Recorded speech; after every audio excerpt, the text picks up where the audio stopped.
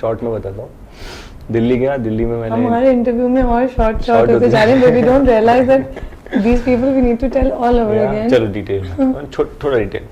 ग्वालियर से भागा हुआ 16 साल, फिर I went to Delhi. Delhi में सारे काम किए, स्टडी बूथ में काम किया, साइबर कैफ़े में काम किया, फिर डीवीडी डिस्ट्रीब्यूट करी। वहाँ से बॉम्बे आया, बॉम्बे में डीवीडी बांटी। फिर यहाँ पे ऐसी दोस्त ऑडिशन करने जा रहा था, रूममेट, तो उसके साथ चला गया पैदल और महाड़ा में ऑडिशन दिया। वहाँ पे मुझे एक टीवी शो मिल गया। टीवी शो मिला तो वो आर्मी शो था, तो क्योंकि शाहरुख सर ने भी आर्मी शो से शुरू किया था, तो यही सोच के मैंने वो भी कर लिया कि कुछ कनेक्शन ही हो जाएगा। फिर वो किया, साउथ में पहली फिल्म मिली, वहाँ पे पहली फिल्म मिली, और उसके साथ फिर दूसरी, तीसरी, चौथी, करीब 8-9 फिल्में मैंने साउथ में करी हैं। और एक बैरी जॉन सर जिन्होंने शाहरुख खान को सिखाया, उनसे मैंने ट्रेनिंग भी करी थिएटर की जब मैं बॉम्बे में था। वो भी इसलिए करी क्योंकि शाहरुख सर ने किया है, तो एक और कुछ ऐसी सोचा कि कुछ हो जाएगा कनेक्शन। फिर बॉम्बे आया। बॉम्बे में मुझे जॉन इब्राहिम सर के यहाँ से कॉल आया। वहाँ पे 17 को शादी की कास्टिंग चल रही थी, वहाँ पे मेरा फिर वहाँ सिलेक्शन हुआ। वो फिल्म मैंने शूट करी, फिर वापस गया हैदराबाद। फिर सनम तेरी कसम के ऑफिस से कॉल आया, और फिर राधिका राव, विनय सबरू, ये ऐसे डायरेक्टर्स हैं जो म्यूज़िक वीडियोज़ में दे आर एक्सपर्ट्स। इनका तो एक्सपर्टीज़ इस चीज़ में है कि एक्टर्स को बहुत अच्छे से ये लोग प्रेजेंट करते हैं, और इन्होंने करीब 70 ब्लॉकबस्टर गाने दिए हैं। दबंग के गाने इन्होंने किए हैं, प्रेम रतन धन पायो के।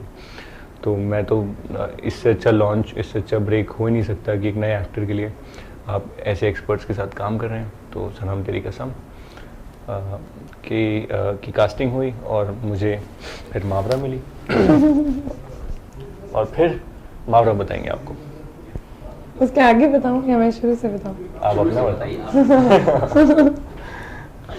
बोले फिर आपको मुहावरा बताएंगी, तो मैंने कहा शायद कंटिन्यू करें। मुझे कभी कभी लगता है कि हर्ष की स्टोरी के सामने मेरी स्टोरी कुछ ज़्यादा इंटरेस्टिंग नहीं है। I was 8 when I was doing dramas in my school. I have played Barbie and all those characters that I think every child does. But from there on, I was picked up for theatre plays in my city, and I've done plays like Mary Poppins and Chicago and the typical English plays that happen around the world. So I've taken part in them. From there on, I was chosen for VJing for a channel. From there, I was chosen for my first show that I did for TV. And उस TV show के बाद I kept doing TV shows for a while. And after I think the second last one that I did, Aista Aista, that's the one Radhika ma'am watched. And I got a call from them telling me that I'm on board for Sanam Teri Kasam.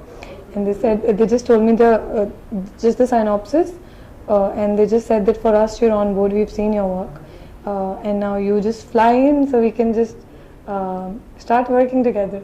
So it was that nice and sweet. Or because when they called me, I also got very excited because it was a character that I think I'll not get for the next 10 years again. And itna meaty character and ऐसी girl oriented story where at least the girl actor, I'm sure Harsh also feels the same, but I felt that as an actor I was allowed to perform and explore all the sides of being a performer. I was able to be a nerd, to be a drunkard, to be the quintessential Bollywood heroine with the sari and baal ude and all. And then of course there were 7 wonderful songs. These were the things which were initially told to me. So मेरे लिए बहुत exciting था to be getting such a meaty character, and then so many songs by Himesh sir and Arijit and Ankit, all these names that any debut would want and associated to their film.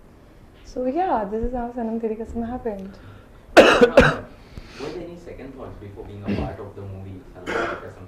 Because you are coming from a television background and everything is different over there. So how difficult or how different was it over here in Bollywood specifically? This is not the first Bollywood film that I've been offered. I've been turning down a few films in the past 1.5 years.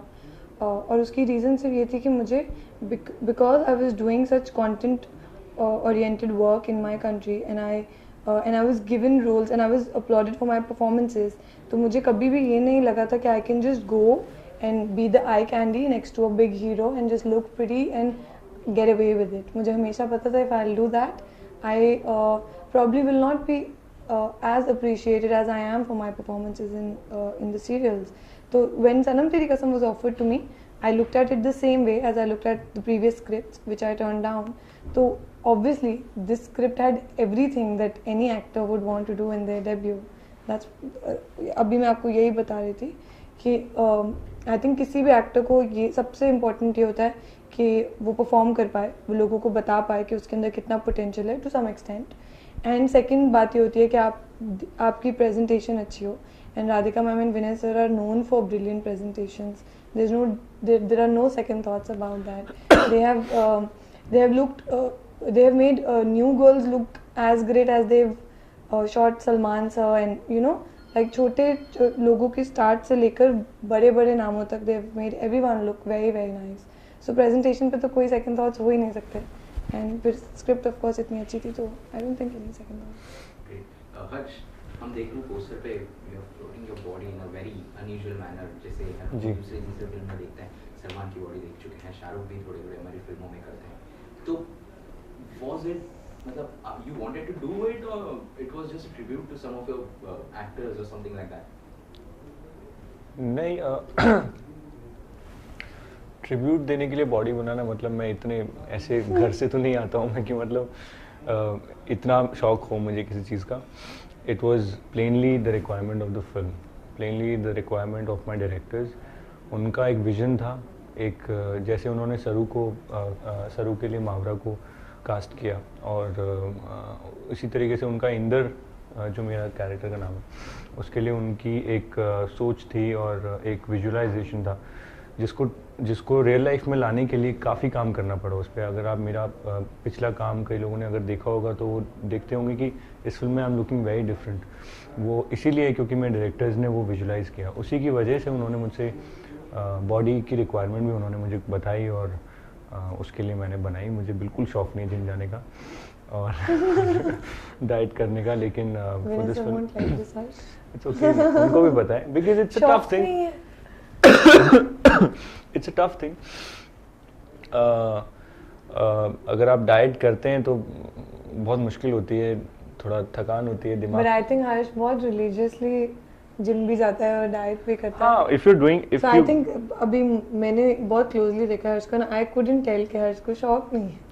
तो अगर हाँ, if you I give think me that's how religiously you've done it. अगर आप मुझे एक काम देंगे, एक टास्क देंगे और अगर मैं जिस बैकग्राउंड से आता हूँ और जिस तरीके से मैं निकल के यहाँ तक पहुँचने के लिए मैंने सब कुछ किया है और आगे भी करता रहूँगा, तो ये तो बहुत छोटी सी चीज़ है. अगर आप मुझसे कहेंगे सिक्स पैक बना लो तो मेरे लिए मेरे लिए ब्लाइंडर्स लग जाते हैं और मुझे सिर्फ वही दिखता है कि मुझे ये चीज़ करनी है. फिर अगर आप मुझसे कहेंगे परफॉर्मेंस हमें इस तरीके की चाहिए तो फिर ब्लाइंडर्स लग जाएंगे, मैं परफॉर्मेंस की तरफ ध्यान देने लगूँगा.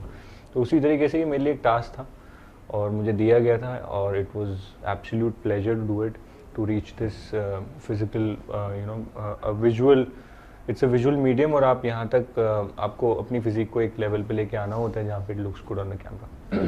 Please tell us something about your characters in the film perspective. सरू के कैरेक्टर की बहुत सारी लेयर्स हैं.